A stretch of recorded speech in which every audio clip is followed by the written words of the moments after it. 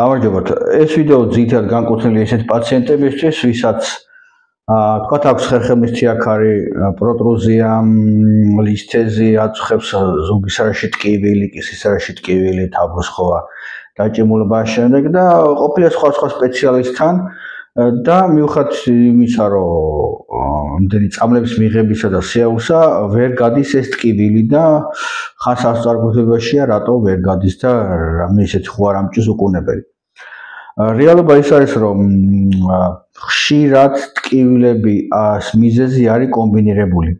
მაგალითად, როდესაც პაციენტი არის ხომ ხშირი შემთხვევა ტომოგრაფიას მიგზავნის და სადაც არის თიაქარი და მეუბნება, აი თიაქარი მაქვს საოპერაციოა და მიშველი, ვეუბნები, ეს არის მხოლოდ დაახლოებით 40% დასკვნა. და რატომ?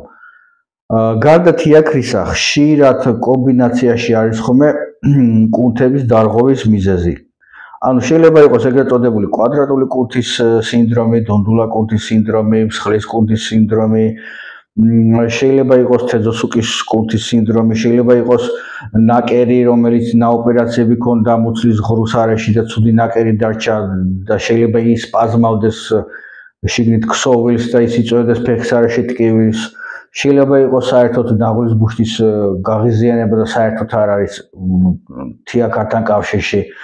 ანუ მიზეზი არის ძალიან ბევრი ხოლმე ხშირად. თუ სპეციალისტმა არ იცის რომელ მიზეზს რანაირად უკუნალოს და ამ კომბინირებულ ქაოსში საიდან დაიწყოს კუნალობა, ხო მარტო ერთი სპეციალისტი ამას ვერ კუნას. ანუ შეიძლება ადრეც მithქვიას, ხო კარგ მასაჟისთან მიხვდეთ, კარგ მანუალურ თერაპევტთან, კარგ ნევროპათოლოგთან, მაგრამ ცალ-ცალკე ამ პრობლემას სპეციალისტი ხშირად ვერ შევლეს, იმიტომ რომ ზუსტად ზემო ჩამოთვლილი კომბინაციებისგან გესმით და ყველა კომბინაციის მიზეზი საიდან მოდის და საიდან გამორთო, ასე ვთქვათ, თუ არ იცის სპეციალისტმა, ხშირად პრობლემა რჩება.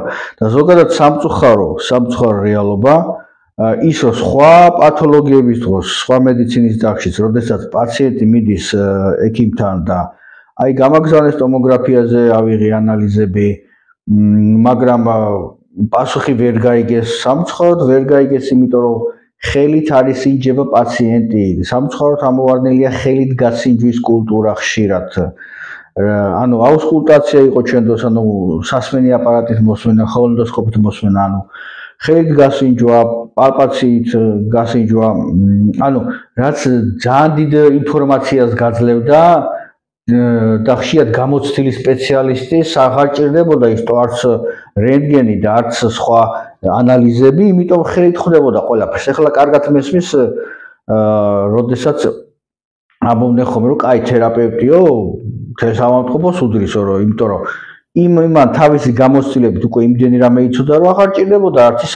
დღეს სამწუხაროდ ამოგდებულია სისტემიდან თერაპევტი, ყველგან აგზავნიან თერაპევტის გარდა და სამწუხაროდ პაციენტისთვის არის ამოუცნობი რა ჭირს. და ექიმიც ვერ პოულობს მიზეზს, იმიტომ რომ ის საკვანძო პიროვნება, ვის ირგვლივ ასტრიალებდა ეს სისტემა, ის აღარ არის. ხვდებით, ამიტომ ჩემსაც ტომოგრაფია რო უშვებენ, ისევ ანალიზებს რომ მიგზავნის და ამ დროს ხელითაა ძირითადად გასასინჯი და ჯერ ხელით უნდა გავიგო, ამიტომ ვეუბნები პაციენტებს, ჯერ მოდი, გაგსინჯო, შეიძლება ტომოგრაფია არ დამჭირდეს, იმიტომ რომ ხშირ შემთხვევაში ამჭირდება გამოცდილებიდან გამომდინარე, უკვე ვიცი რა ტაქტიკით ვიმუშაო, საიდან მივუდგე, საიდან რომ ეს ამ პრობლემებიდან გამოვიყვანო. ხვდებით? აი, სულ ეს იყო რაც მინდოდა მეთქვა. მადლობა ყურადღებისათვის.